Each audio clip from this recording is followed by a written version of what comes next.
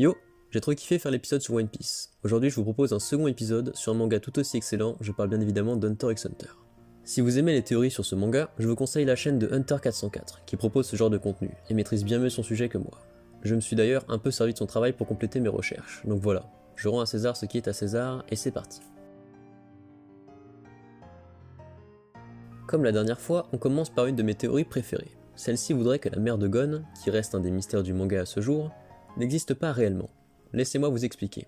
Tout commence avec la cassette de Jin pour son fils. Celui-ci y mentionne la mère de Gon et lui dit, je cite, « Pour ta mère, si tu veux savoir ce que c'est ?» Et Gon coupe. Il n'en fallait pas plus aux fans pour théoriser sur celle-ci. Un groupe de fans s'est amusé à chercher dans le passé de Jin. Et ce que l'on connaît le plus de son passé, c'est évidemment Grid Island. Dans Grid Island, il existe de nombreuses cartes, dont la pierre de grossesse, qui permettrait à un être humain de tomber enceinte, et donc de faire un bébé avec du naine. De plus, il existe d'autres cartes comme le cookie aux hormones, permettant d'aider l'utilisateur à accomplir sans mal ce désir. Ensuite, rappelons-nous que Gon a croisé Goreinu en premier lorsqu'il est rentré dans le jeu. Pourtant, le nom de Nig apparaît plus tôt, ce qui signifie que Gon est déjà allé dans le jeu avec son père, car Nig est l'anagramme du nom Jin.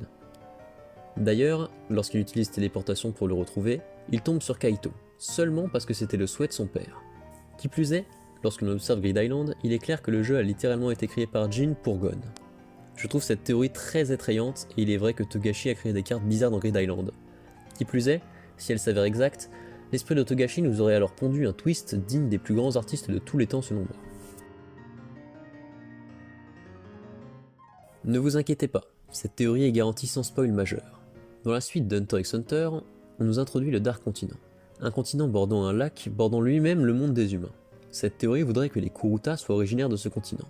Tout part d'un scan où Togashi nous a écrit que les humains seraient eux-mêmes originaires du continent caché, de même qu'une infinité de créatures ayant des pouvoirs broken. Les Kuruta, humains aux capacités particulières entre les pupilles rouges et la classe de spécialisation qui va avec, un lien pouvait se faire. Tout d'abord, les Kuruta possèdent des symboles sur le vêtement, comme des anneaux de Mobius. Pour rappel, c'est la forme du lac du Dark Continent, que tout le monde ignore. Ou encore, ils portent la structure de la porte qui sépare les deux mondes. Cependant, la majorité des preuves à charge semblent se trouver au sein du tome 0, relatant le passé de Kurapika. Sur la carte du Dark Continent, nous pouvons apercevoir des chocobos et des huttes, qui sont également présentes dans ce tome, Kurapika lui-même ridant des chocobos. Et c'est à peu près tout ce qu'on a comme preuve à charge. Même si c'est un peu léger que ça se repose surtout sur des éléments graphiques du manga, voire surtout le tome 0, il est vrai que cette théorie semble un peu faible. Mais pour moi, serait parfaitement cohérente avec l'œuvre. Pour rester sur les Kuruta, je vais comme dans la vidéo précédente vous présenter une théorie qui m'a absolument pas convaincu dans ses arguments. Mais qui sait, peut-être vous convaincra-t-elle. Sharnalk serait en réalité un Kuruta. Dit comme ça claque. Analysons donc les preuves que nous proposent les adeptes de la théorie. Déjà, on met en avant la ressemblance de Sharnalk avec des membres du clan Kuruta. De même pour ses fringues. Et il est vrai que sans médisance, il y a un petit truc.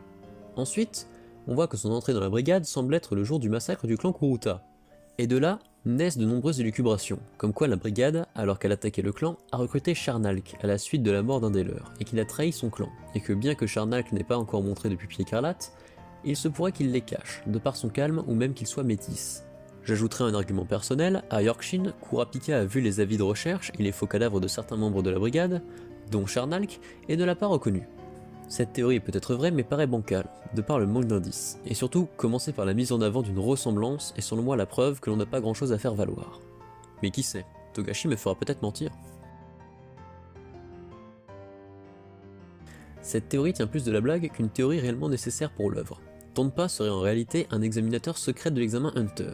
Il est vrai que l'examen Hunter est connu pour embaucher des examinateurs secrets afin de faire un premier tri dans les candidats. Il ne serait donc pas étonnant de cacher certains examinateurs parmi les concurrents, afin de mieux choisir les futurs Hunters.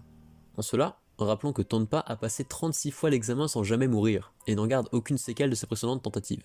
Quand on voit le nombre de morts et les épreuves, il est aisé de voir que c'est un exploit. De plus, je rappelle qu'il a commencé à 10 ans, ce n'est pas rien. Ensuite, on ne l'a jamais réellement vu se battre, donc on ne sait pas trop ce qu'il vaut. Cette théorie est drôle, mais pour moi un peu incohérente avec le fait qu'il essaye de planter les héros, alors que le président lui-même a perçu leurs capacités. À moins que ce ne soit au contraire pour mieux les tester. Et j'ai bien sûr, comme à mon habitude, gardé une énorme dinguerie pour la fin, Kuroro Lucifer serait en réalité le Jésus du monde d'Hunter x Hunter. Et cette fois, force est de constater que les points communs sont frappants. Tous les deux sont accompagnés de 12 disciples, dont un les trahit, Jésus le savait et Kuroro considérait qu'il n'y avait point de traître parmi eux. Cependant, pour lui, Judas n'était pas vraiment un traître, donc là ça concorde. Lucifer a une croix à l'envers sur le front et une dans le dos, référence à la chrétienté et directement à Jésus. Lucifer, tout comme Jésus, s'est vu privé de sa force vitale avant de la faire renaître. Les deux sont toujours représentés tenant un livre à la main, livre directement au centre des pouvoirs de Kuroro. Je ne mentionne même pas Kuroro Sun and Moon, arborant des stigmates du soleil et de la lune sur les mains. Et pour finir, Jésus de même que Kuroro ont prédit l'avenir de leurs camarades, Kuroro ayant utilisé le pouvoir de la gamine Nostrad. Avouez que pour une référence, c'est un peu poussé. Il serait plus approprié de parler d'inspiration à ce niveau. J'espère vous avoir diverti avec ces vidéos. J'ai une nouvelle fois pris énormément de plaisir à me replonger dans cet univers. Encore un grand merci à Hunter404 qui m'a d'ailleurs fait découvrir la dernière théorie. N'hésitez pas à laisser un pouce bleu ou un commentaire pour un autre épisode, et on se revoit la semaine prochaine. Bref, si cette vidéo t'a plu, tant mieux. Si elle ne t'a pas plu, j'en suis désolé. J'essaie chaque jour de m'améliorer, alors laisse une critique constructive. Allez, salut!